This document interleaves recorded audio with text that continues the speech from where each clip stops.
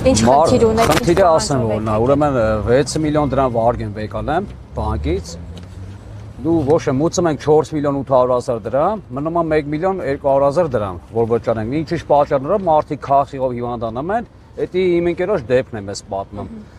Չեն կարող վճարեն առանց մարդուն ծանուցելու դահակն։ Բռնում է 8 միլիոնով ծախում է վաճառում է այդ բնականը, իրենց միակ բնականը ուրիշի, ասենք, դա տես ոնց է լինում, ասենք ուզում եմ հասկանամ էլի։ Երկար ժամանակ վճարում չի արվել։ Չէ, արվել։ դու տես ստանում են մինչև թոքերը հեռացնում բանը նման այդ մարդու։ Ասենք այդ 1,200,000-ը չի կարող վճարի, ու տես ու նույնը իմը, ես էլ երաշխավոր եմ խոսք հարևանից, ես էլ ունեմ ինքս բանկ։ Ասենք այդ մարդն էլ մահացել է, չունի հիմա, ասենք որտուց վեկա, մի 4 հոգուց դահակը ենք գցել, մենք ոչի բան չենք կարող։ Նույնը